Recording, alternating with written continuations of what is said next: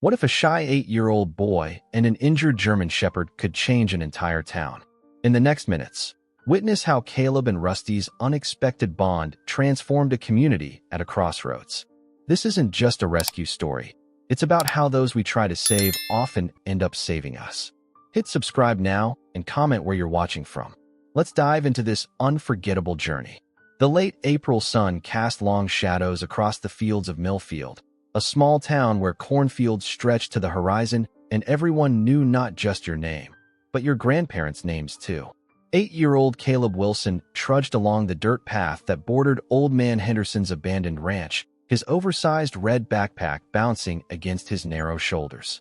With tousled sandy hair that refused to stay combed and eyes the color of a summer storm, Caleb was known throughout Millfield for two things: his painful shyness and his boundless compassion for anything wounded or lost. "Grandma's gonna be mad," he muttered to himself, kicking at pebbles. School had ended 30 minutes ago, and he'd promised to come straight home. But something had caught his attention, a strange whimpering sound coming from beyond the collapsed fence that marked the ranch's boundary. Caleb hesitated, fingers twisting the frayed edge of his too-big, hand-me-down flannel shirt. His grandfather had warned him countless times about trespassing, but that sound, it wasn't right. Something was hurt. "Hello," he called softly, his voice barely carrying on the spring breeze. The whimpering stopped momentarily, then continued with greater urgency. Heart pounding, Caleb squeezed through a gap in the fence, wincing as his jeans caught on a nail. The whimpering led him to a tangled mess of rusty barbed wire near the dilapidated barn, and there, ensnared in the cruel metal teeth, lay a magnificent German Shepherd. The dog's fur was matted with mud and blood, one leg hopelessly entangled in the wire. Its amber eyes, though clouded with pain, fixed on Caleb with an intelligence that made the boy catch his breath. "It's okay," Caleb whispered, inching closer. "I won't hurt you." The dog growled low, then whimpered again as the movement caused the wire to dig deeper. "I know it hurts," Caleb continued in the gentle tone he reserved for injured birds and stray cats. "But I can help if you let me." For 5 agonizing minutes, Caleb spoke to the dog, his voice steady despite his trembling hands. Then, something remarkable happened. The German Shepherd quieted, watching Caleb with those knowing eyes.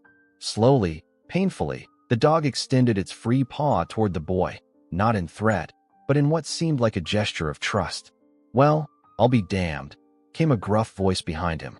Caleb startled to find Mr. Collins, the town's hardware store owner, standing there. "Was driving by when I saw you slip through that fence. Almost stopped to scold you, but..." The man's weathered face softened. "Never seen anything like that. That dog should be snapping at anything that comes near it." With Mr. Collins' help, they carefully freed the German Shepherd, wrapping the worst wounds in the man's clean handkerchief. "You've got away, son," Mr. Collins said as they lifted the injured animal into his pickup truck, a special way that most folks don't have. And in that moment, as the dog's grateful gaze met his, something awakened in Caleb's shy heart, something that would change not just his life, but the fabric of Millfield itself. The town of Millfield buzzed with news of Caleb's rescue by nightfall. At the modest farmhouse where he lived with his grandparents, Caleb sat at the kitchen table, legs swinging nervously beneath him as his grandmother Martha Wilson wrapped her cardigan tighter around her slender frame. "Dr. Peterson says he'll need rest and care," she explained, her voice gentle but firm. "But we can't keep him here, Caleb. You understand that, don't you?" Caleb stared at the scratched wooden table, tracing a whirl with his finger. "But Grandma, he needs me." You saw how he reached out. Frank Wilson, Caleb's grandfather, cleared his throat from his position by the sink. At 67, he stood ramrod straight, his face weathered from decades of working the land. "It's not that simple, boy. That dog belongs to someone. Dr. Peterson found a microchip, but no one was looking for him. They left him there to die." Caleb's voice rose uncharacteristically, surprising even himself. Frank's eyes narrowed. "That's not like you, raising your voice. Your parents didn't send you here to learn bad manners." The mention of his parents made Caleb's shoulders slump. 14 months ago, the factory closure had forced his mother and father to Detroit for work, leaving him with grandparents he barely knew. The arrangement was supposed to be temporary, just until they found an apartment big enough for the three of them, but temporary had stretched into seasons. Martha sighed, placing a weathered hand on Caleb's shoulder. The dog's staying at the clinic tonight. We'll figure things out tomorrow. Later, in his small bedroom under the eaves, Caleb pulled out the shoebox from beneath his bed, filled with drawings he never showed anyone. By flashlight, he sketched the German shepherd's intelligent eyes, the way they had looked directly into his soul. Something about that dog understood him in a way no person in Millfield ever had. The next morning, Caleb woke before dawn and biked to the veterinary clinic. Dr. Peterson found him with his nose pressed against the recovery room window. "He's doing better," the vet said, startling Caleb. "Dehydrated, malnourished, but no permanent damage from the wire." "Can I see him?" Caleb asked, the words barely audible. Dr. Peterson studied the boy thoughtfully. 5 minutes, and I'll be right there." Inside, the German shepherd lifted his head from the blanket, ears perking forward instantly at the sight of Caleb. There was no mistaking the recognition in those amber eyes. "Hey there," Caleb whispered, approaching slowly. "I brought you something." He pulled a strip of beef jerky from his pocket, a treasure from his own lunch stash. The dog sniffed cautiously, then took the offering gently from his fingers. Afterward, he did something that made Dr. Peterson gasp. He extended his paw again, placing it deliberately on Caleb's arm. "In 30 years of practice," Dr. Peterson murmured, "I've never—" "What's his name?" Caleb asked. "The microchip registration is coming through today." "But," the vet hesitated, "there's something you should know. The scan shows he's a specially trained therapy dog. Those aren't ordinary pets, Caleb. They're working animals with important jobs." Caleb's heart sank. "So someone is coming for him?" "Most likely. But until then," Dr. Peterson handed him a leash. "Would you help me walk him later? Sometimes the best medicine is a friend." For the first time since arriving in Millfield, Caleb felt a strange warmth spread through his chest. Not happiness exactly, but something close to belonging. As he reached out to stroke the dog's head, he whispered the name that had come to him during the night. "Rest now, Rusty. I'll be back." By mid-morning, word of Caleb's unlikely bond with the injured German shepherd spread through Millfield faster than gossip at Dottie's diner. Dr. Peterson's phone rang constantly with inquiries about the dog's condition. Just before noon, a sleek black SUV with Illinois plates pulled into the clinic's gravel parking lot. Caleb, who had returned after finishing his chores, watched from the bench outside as a tall woman in a charcoal pantsuit emerged, her auburn hair pulled back in a severe bun. "I'm looking for Dr. Peterson," she announced to the receptionist as Caleb slipped in behind her.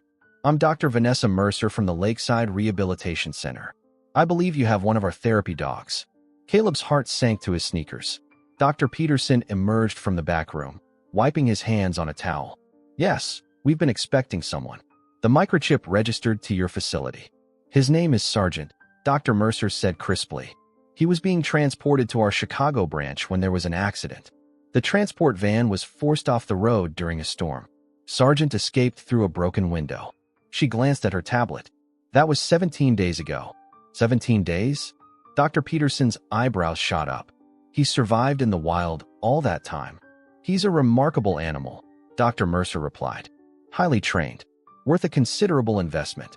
"His name is Rusty," Caleb blurted out, then immediately flushed crimson as both adults turned to stare at him.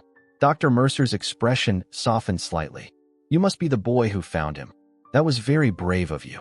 "He's not just a dog," Caleb managed, his voice quavering.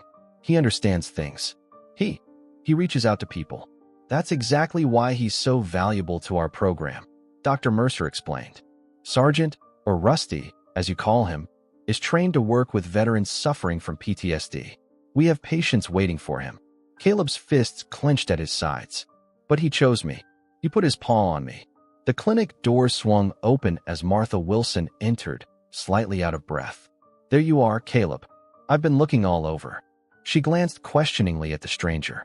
After introductions, Dr. Peterson led them all to the recovery room. The moment they entered, Rusty's demeanor changed. His ears flattened slightly at the sight of Dr. Mercer, though he didn't growl. "Sergeant, attention," Dr. Mercer commanded. Despite his injuries, the dog immediately sat upright, his posture shifting to something more formal. "See? Perfect training," Dr. Mercer said with satisfaction. "I'll arrange transport back to Chicago tomorrow once you clear him." "No," Caleb cried, rushing to Rusty's side. He doesn't want to go. Caleb Wilson, his grandmother admonished, then turned apologetically to Dr. Mercer. I'm sorry. He's become attached. I understand, Dr. Mercer replied, though her tone suggested otherwise. But Sargent is needed. He helps people heal from serious trauma. Just then, the clinic door opened again. Mrs. Ellsworth, a retired psychologist who had moved to Millfield 5 years ago, entered slowly with her cane. At 78, her silver hair framed a face lined with wisdom, and her observant blue eyes missed nothing. I heard about our visitor, she said, nodding toward Rusty. Thought I'd come see for myself. She studied the scene, noting Caleb's protective stance and the dog's conflicted posture. Eleanor Ellsworth. She introduced herself to Dr. Mercer, formerly of Johns Hopkins Behavioral Psychology. I supervised one of the first therapy dog programs on the East Coast. Dr. Mercer's eyebrows rose with recognition. Dr. Ellsworth? Your research on animal-assisted therapy was groundbreaking. Ancient history now, Mrs. Ellsworth waved dismissively. But I wonder if we might discuss a proposal? Millfield just opened a small community center last month. We have several children with special needs who have difficulty accessing services. Perhaps a temporary arrangement. Dr. Mercer frowned. These dogs require a structured environment. And what better structure than a small town where he'll be cherished? Mrs. Ellsworth challenged. Perhaps 2 weeks? To evaluate his recovery and potential here. The tension in the room was palpable as every eye turned to Dr. Mercer, who was clearly weighing professional responsibilities against the plea in Caleb's eyes and the reputation of the woman before her. 2 weeks, she finally conceded. With conditions. And for the first time that day, Caleb felt he could breathe again. The Millfield Community Center had once been the town's first schoolhouse, a sturdy brick building with tall windows and wooden floors that creaked with the weight of history. Now, freshly painted but still modest, it served as a gathering place for the town's 2,300 residents. On this particular Monday morning, Caleb walked through its doors with Rusty on a leash, his stomach fluttering with nervous excitement. Inside, a group of 5 children waited with their parents. Among them was 7-year-old Emma Barnes, who hadn't spoken a word since her father's death in Afghanistan 2 years earlier, 10-year-old Marcus Johnson, whose autism made social interactions a daily challenge, and twins Tyler and Taylor Reynolds, whose dyslexia had them struggling in school despite their obvious intelligence. Mrs. Ellsworth greeted them at the door, her silver hair caught in the sunlight streaming through the windows. Good morning, everyone. As you know, we have a special visitor today. She nodded toward Rusty, who stood attentively beside Caleb, his brown and black coat gleaming after yesterday's bath. This is Rusty, Caleb said softly, his voice barely audible. He's a therapy dog. Can he do tricks? Asked Tyler eagerly. He's not that kind of dog, Mrs. Ellsworth explained. Rusty is trained to help people feel comfortable and express themselves. Rusty surveyed the room with calm intelligence. Then, seeming to make a decision, he padded toward Emma. The little girl stiffened as the dog approached, but Rusty simply sat before her, not demanding attention, simply offering his presence. He won't hurt you, Caleb assured her. He's gentle. Emma's mother, Sarah Barnes, watched with teary eyes as her daughter slowly, almost imperceptibly, extended her hand. Rusty moved his head under it, initiating contact on his terms rather than waiting. That's remarkable, Sarah whispered. She hasn't voluntarily touched anyone outside family in months. Mrs. Ellsworth smiled knowingly. Animals don't judge. They don't have expectations.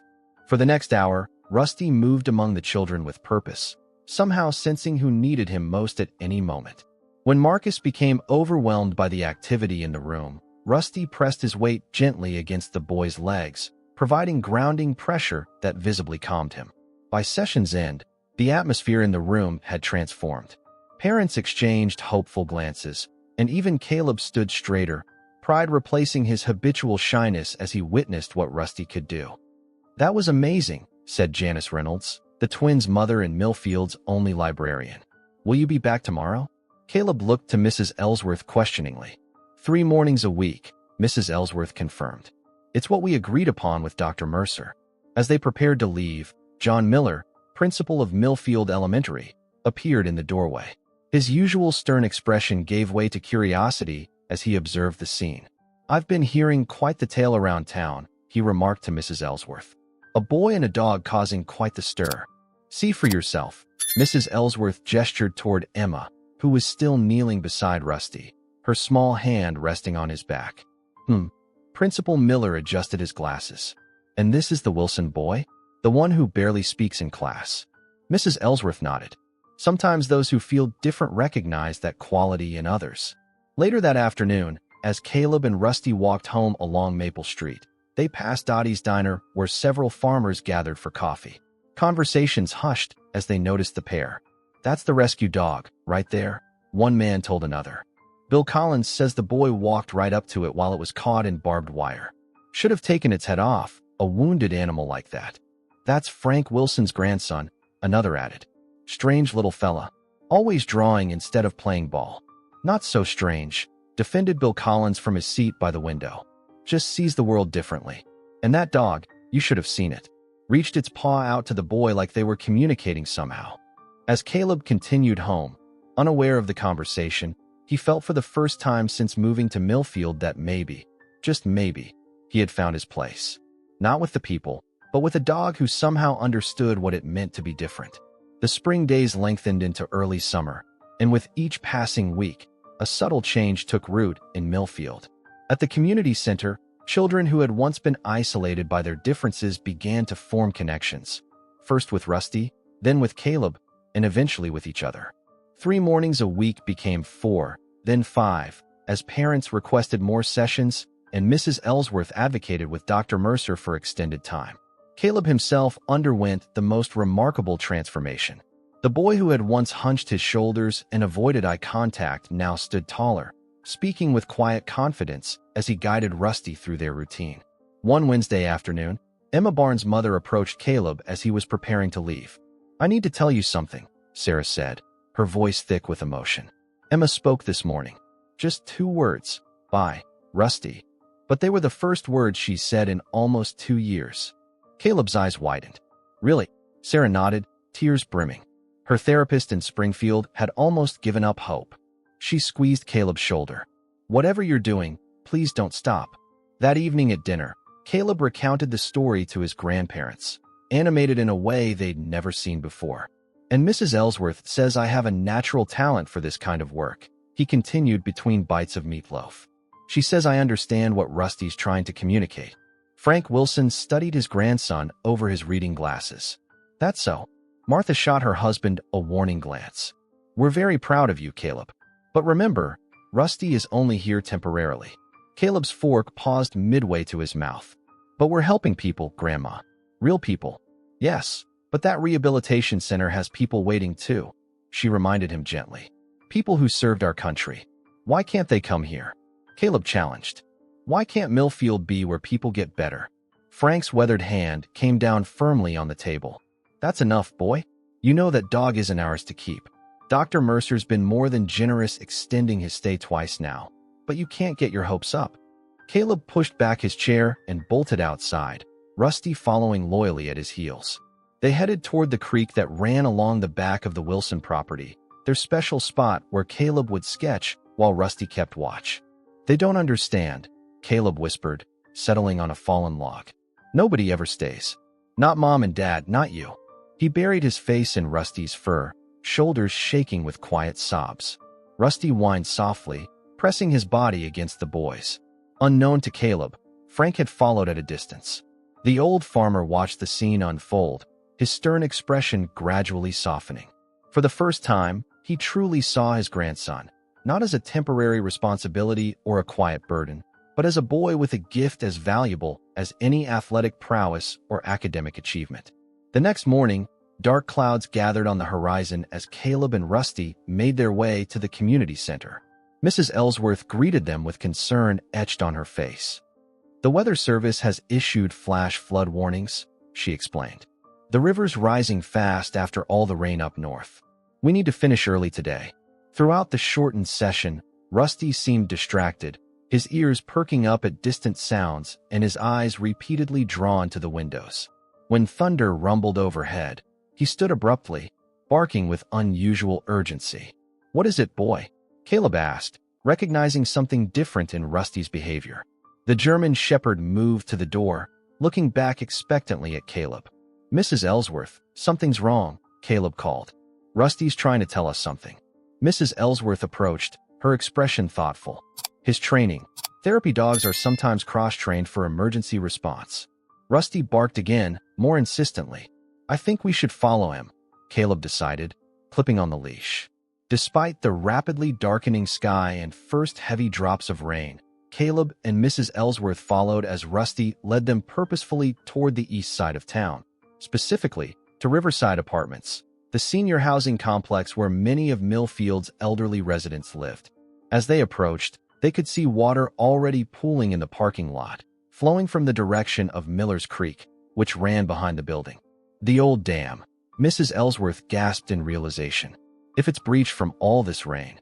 Before she could finish, Rusty broke into a run, pulling Caleb toward the building's entrance where Mr. Jenkins, the building manager, was just stepping out.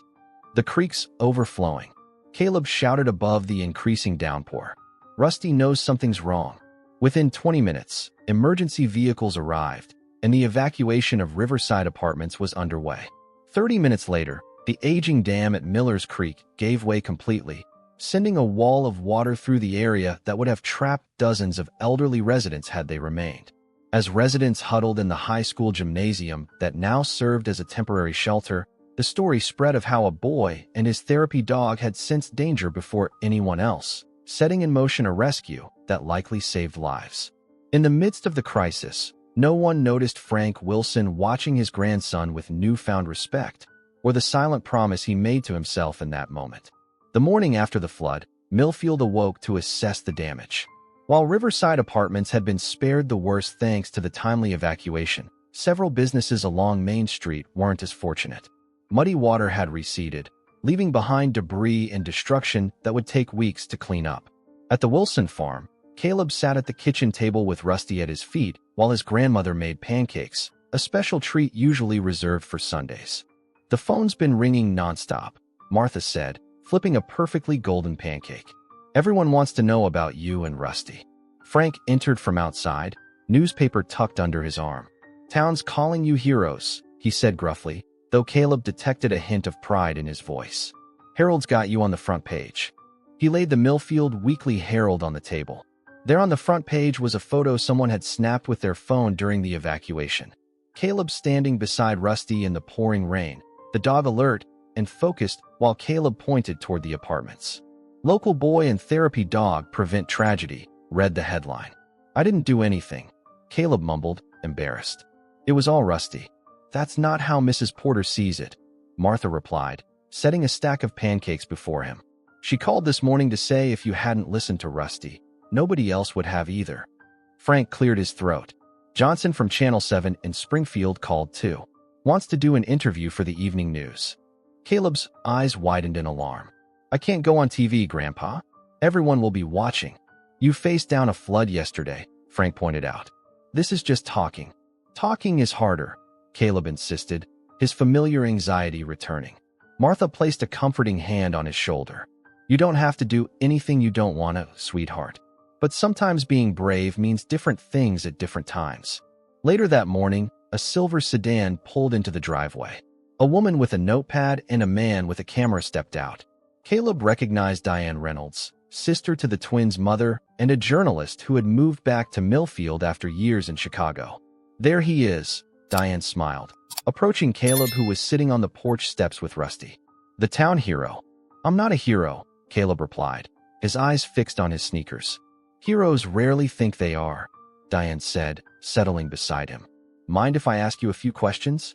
Just for the local paper." Gradually, as Diane's gentle questioning continued, Caleb relaxed enough to explain how he'd noticed Rusty's unusual behavior and followed his instincts. "You seem to understand him in a special way," Diane observed. Caleb nodded. "I always felt different from other kids. I think Rusty feels that way too sometimes.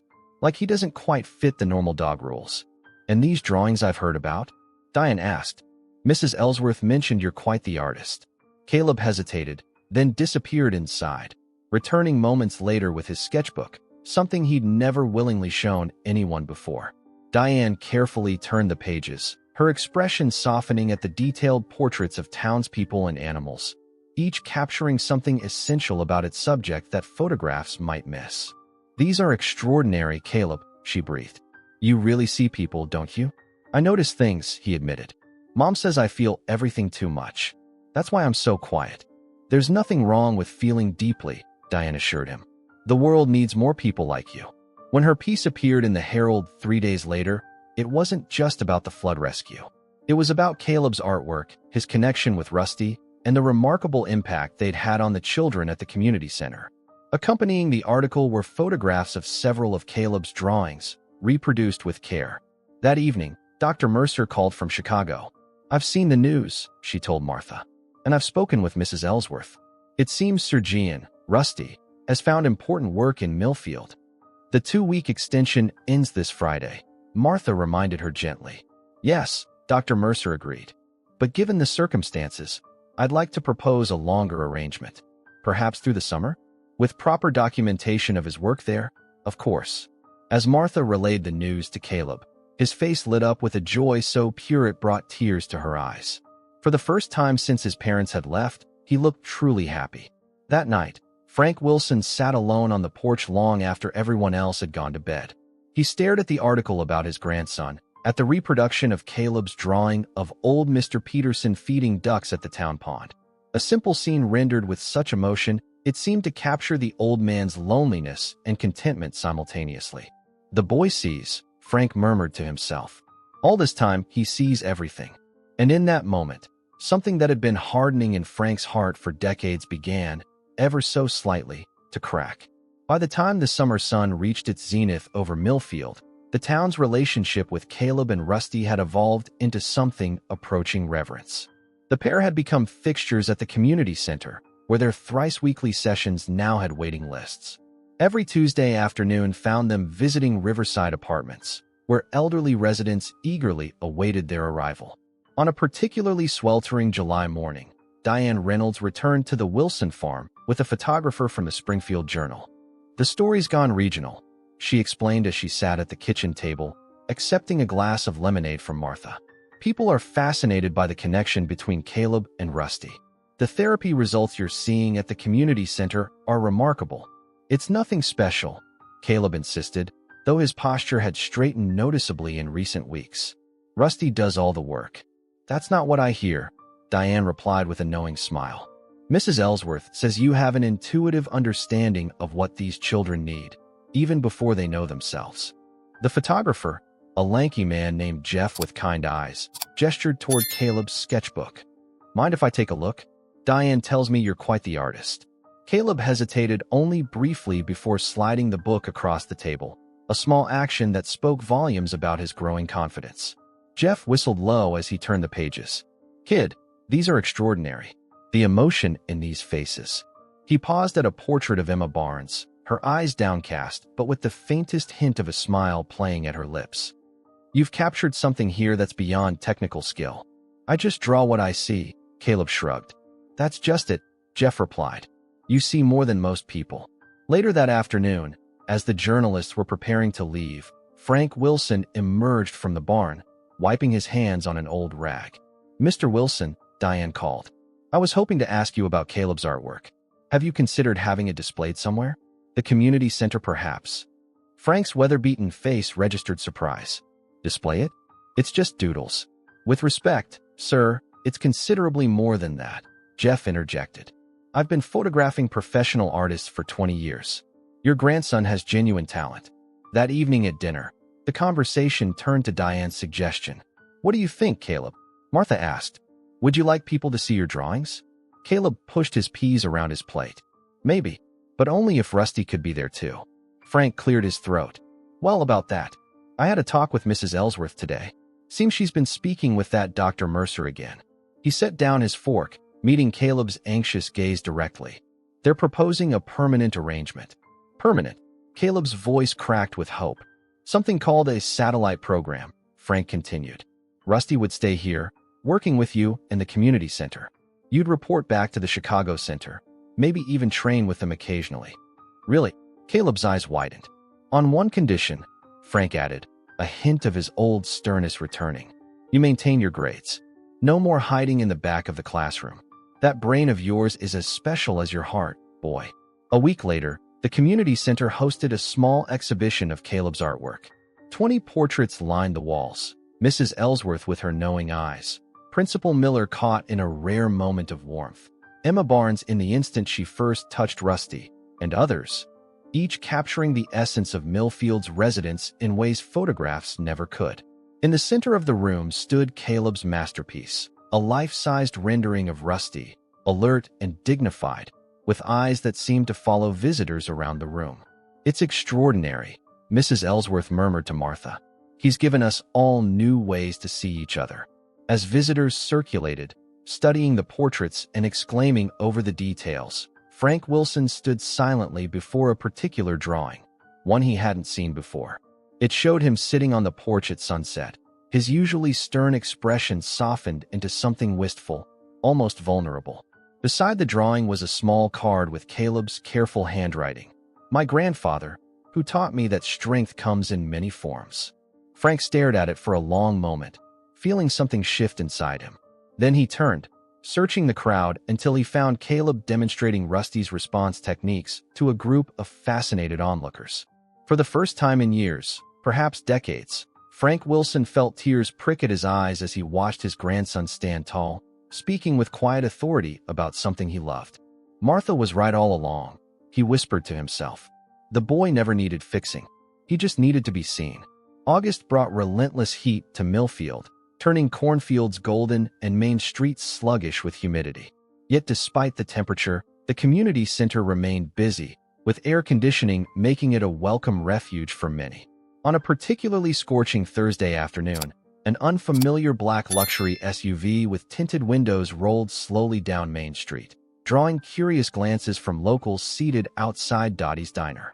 Inside the community center, Caleb was working with Marcus Johnson, guiding the boy's hand as he reached tentatively to stroke Rusty's back. The German Shepherd remained perfectly still, seeming to understand the importance of not startling the sensitive child. "That's it," Caleb encouraged softly. "He likes long, slow strokes best." The center's front door opened, admitting a blast of hot air and a tall man in an expensive suit that seemed out of place in rural Millfield. His polished appearance and confident stride immediately marked him as an outsider. Mrs. Ellsworth approached him with a welcoming smile. "May I help you?" "Richard Harrington." The man introduced himself, extending a manicured hand. "CEO of Harrington Development Group." His gaze swept the modest room, lingering on the children gathered around Rusty. "Quite an operation you have here." "We manage," Mrs. Ellsworth replied neutrally. "What brings you to Millfield, Mr. Harrington?" The man smiled, revealing perfect white teeth. "Opportunity, Mrs. Ellsworth." "Eleanor Ellsworth." "Mrs. Ellsworth. My company specializes in developing rural communities with untapped potential." He produced a glossy business card. "We've been evaluating several locations for our newest project, and Millfield has certain appealing characteristics." From across the room, Caleb watched the exchange with curiosity. Though he couldn't hear their words, something about the man's presence made Rusty's ears twitch forward, not in alarm, but with heightened attention. Later that evening, the Wilson kitchen buzzed with discussion of the mysterious visitor. Frank had just returned from an emergency town council meeting called by Mayor Wilson, no relation. "Luxury resort," Frank reported, dropping heavily into his chair. "Spa, golf course, the works. Wants to build it on the old Henderson property and surrounding land." "A resort? Here."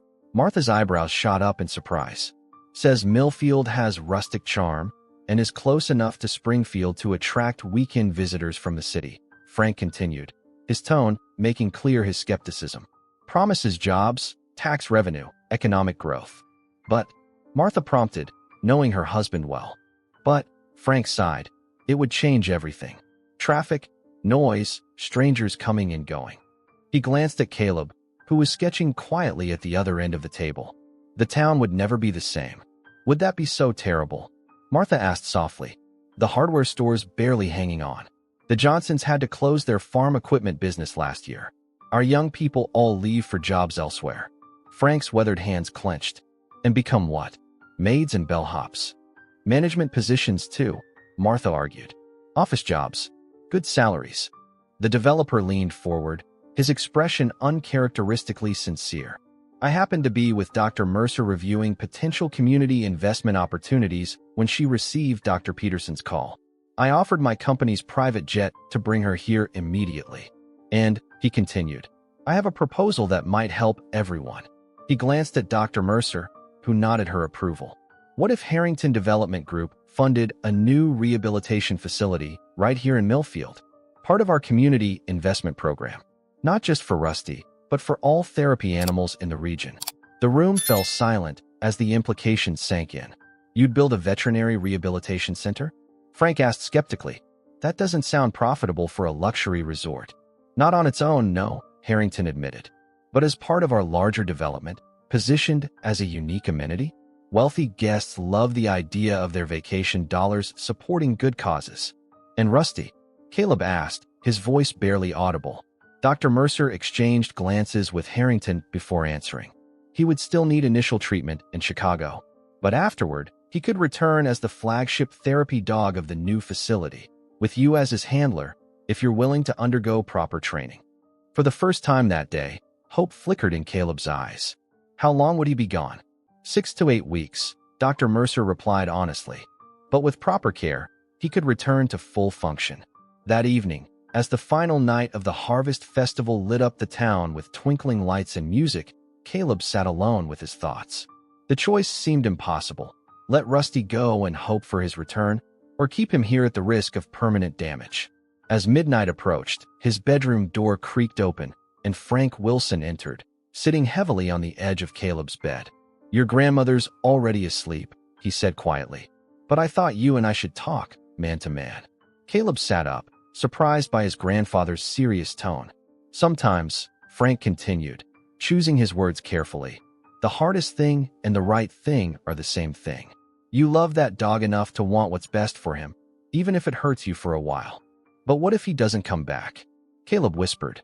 Frank's weathered hand rested briefly on Caleb's shoulder. Life doesn't give guarantees, boy, but I've watched you this summer. You're stronger than you know. In the dim light of his bedside lamp, Caleb saw something in his grandfather's eyes he'd never seen before. Not just respect, but genuine admiration. Whatever you decide, Frank said, rising to leave. Your grandmother and I will stand by you. That's what family does. As the door closed behind him, Caleb turned to Rusty, who had lifted his head at Frank's departure. You'd do it for me, he whispered, pressing his face into the dog's fur. You'd do anything to help me heal. Now it's my turn to be brave for you. September painted Millfield in vibrant hues of red and gold, but for Caleb, the world had lost some of its color. 6 weeks had passed since he'd watched Dr. Mercer gently load Rusty into a specialized transport vehicle bound for Chicago. 6 weeks of checking the mailbox daily for updates from the rehabilitation center, of carrying his sketchbook everywhere, but rarely finding the inspiration to draw. The community center continued its programs with a temporary therapy dog, a sweet-natured golden retriever named Daisy, but the children often asked about Rusty, their eyes reflecting Caleb's own longing. On a crisp Friday afternoon, as fallen leaves crunched beneath his sneakers on the walk home from school, Caleb spotted an unfamiliar sedan parked in the Wilsons' driveway. His heart quickened. Visitors from Chicago had become synonymous with news of Rusty. He broke into a run, backpack bouncing against his shoulders as he rounded the corner of the house to the kitchen door. Voices drifted from inside, his grandmother's, followed by a laugh he recognized instantly despite having heard it so rarely. Mom. Caleb burst through the door to find Jennifer Wilson seated at the kitchen table, a cup of coffee warming her hands. His father, Michael, stood by the window, taller than Caleb remembered, his smile uncertain but hopeful. Surprise, Jennifer said, opening her arms. For a moment, Caleb stood frozen, a tangle of emotions leaving him speechless. Then he rushed forward, allowing himself to be enveloped in his mother's embrace, breathing in the familiar scent of her perfume. What are you doing here? He managed finally, pulling back to study her face. She looked tired, with new lines around her eyes, but her smile was genuine. We've missed you, Michael answered, joining them. And your grandmother's been keeping us updated on everything that's happened. This therapy dog program, your drawings, we had to see for ourselves. Martha busied herself at the stove, giving the family space for their reunion, though Caleb caught the shimmer of tears in her eyes. "How long are you staying?" Caleb asked, almost afraid to hear the answer. Jennifer and Michael exchanged glances. "Actually," his mother began, "that's something we wanted to talk about. Your father's company is opening a branch in Springfield. We'll be moving back to the area." "To Springfield?" Caleb repeated, trying to process this information. "Yes, but only about 40 minutes from here," Michael explained. "We've been looking at houses this week. We thought, maybe you'd like to help us choose." The implication hung in the air. They wanted him to live with them again. Caleb's mind raced with conflicting emotions: joy at the prospect of reuniting with his parents, loyalty to his grandparents who had taken him in, and lingering anxiety about another upheaval just when Millfield had begun to feel like home. What about Rusty? The question escaped before he could stop it. His parents exchanged another glance. "We know how important he's become to you," Jennifer said carefully. "Your father and I have been discussing it. When he comes back from Chicago, maybe we could work something out." Before Caleb could respond, the sound of tires on gravel announced another arrival. Through the kitchen window, he saw Dr. Peterson's truck pull up, followed by a familiar black SUV, Dr. Mercer's vehicle. Caleb's heart stopped. They weren't expected for another 2 weeks. He bolted outside, his parents following in confusion. Dr. Mercer emerged from her vehicle, her usual professional demeanor softened by a genuine smile. "Hello, Caleb," she greeted him. "I have someone who's been very eager to see you." The back door of the SUV opened, and a German shepherd emerged cautiously. Thinner than Caleb remembered, with a slight hesitation in his gait, but unmistakably rusty. The dog surveyed his surroundings. Then his amber eyes locked onto Caleb. Time seemed to stop as boy and dog regarded each other across the yard. Then, with a joyful bark, Rusty broke into a run, not his former fluid sprint, but a determined trot that quickly closed the distance between them. Caleb fell to his knees as Rusty reached him, burying his face in the dog's fur as tears he'd held back for weeks finally flowed freely. Rusty whined softly, pressing against him with his entire body, tail whipping back and forth in unmistakable happiness.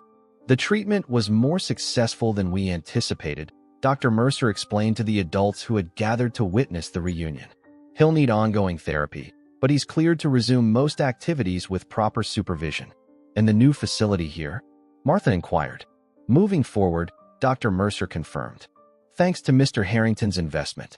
Construction begins next month, modified plans, of course, to address the community's concerns." The evening stretched into a celebration as neighbors dropped by, having somehow heard the news of Rusty's return through Millfield's efficient grapevine. Emma Barnes arrived with her mother, immediately settling on the floor beside Rusty with quiet contentment. Principal Miller brought cupcakes from the school bake sale. Even Richard Harrington made a brief appearance, his customary polish slightly rumpled after what he described as productive negotiations with the town council. As twilight softened the edges of the day, Caleb found himself on the back porch with his parents, grandparents, and Rusty at his feet, his fragmented family somehow occupying the same space in a way that would have seemed impossible months earlier. "So," his father began tentatively, "what do you think about looking at houses with us tomorrow?"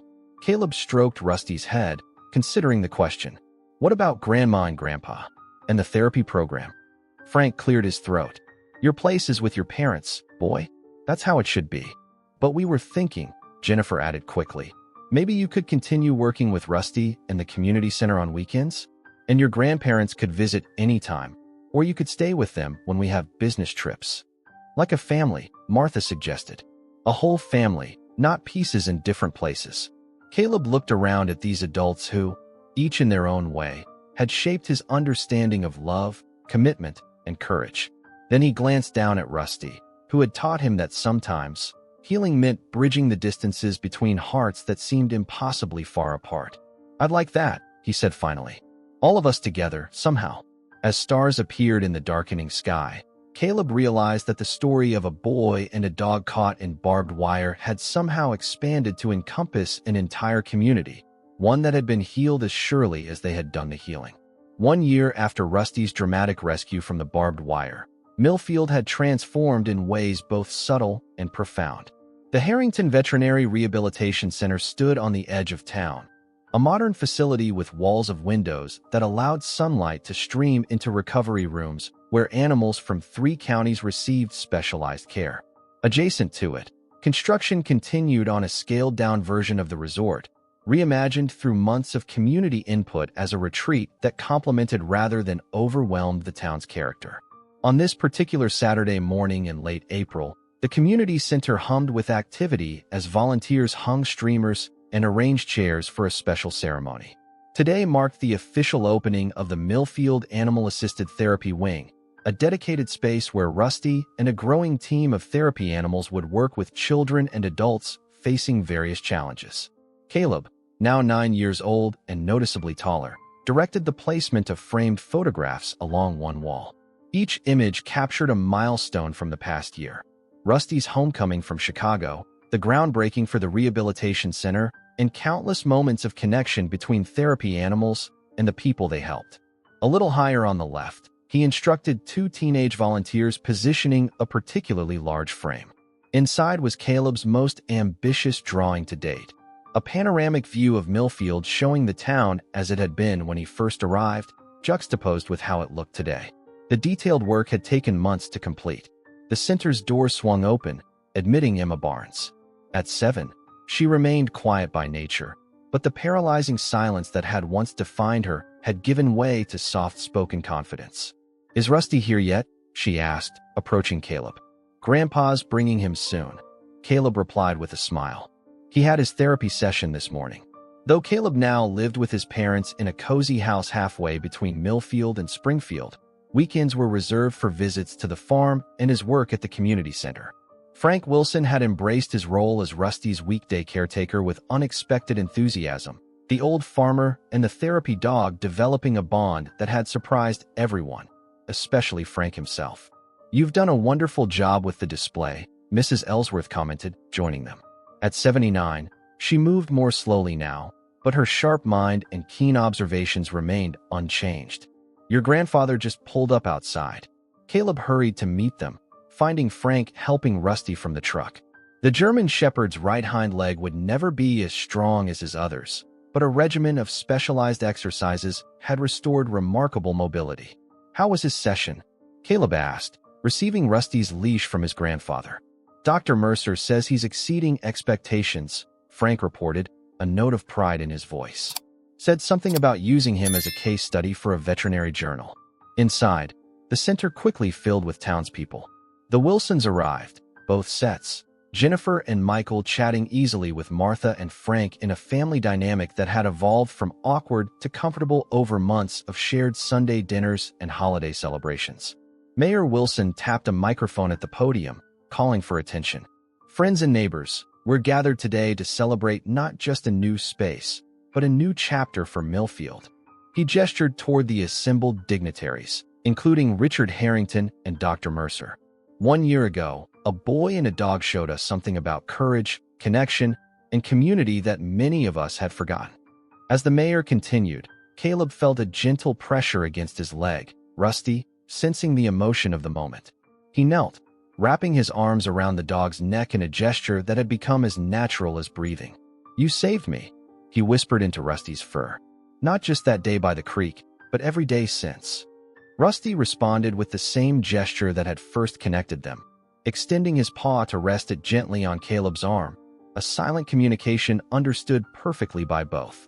When it came time for Caleb to speak, he approached the podium with Rusty at his side, no longer the painfully shy boy who had arrived at Millfield nearly 2 years earlier. "My teacher asked our class to write about heroes last week," he began, his clear voice carrying throughout the room. "Most kids wrote about athletes or movie stars or people who do amazing rescues. I wrote about Rusty, but not because he saved people during the flood, though that was pretty amazing." He glanced down at his canine companion. "I wrote about how sometimes those we try to save end up saving us instead. Rusty was hurt and scared when I found him, but he still offered friendship. He taught me that being different isn't something to hide, it's something to share."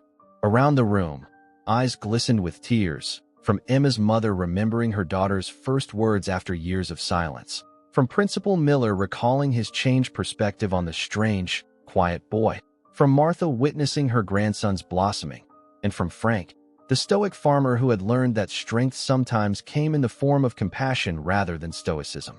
Millfield isn't the same town it was a year ago, Caleb continued. We've changed, all of us. And that's okay, because we changed together.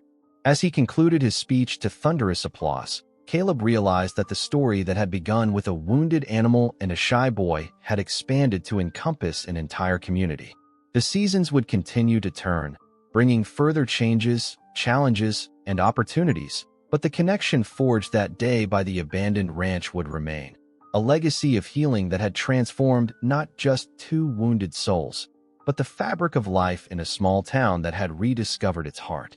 In Rusty's knowing amber eyes, Caleb saw the reflection of that legacy and the promise of all that was yet to come. Please leave a like, subscribe to the channel, turn on the notification bell, and if you watched until here, comment, "I watched until here," and leave your opinion about this story. Oh, and don't forget to watch the next video that appears on the end screen. It's very exciting.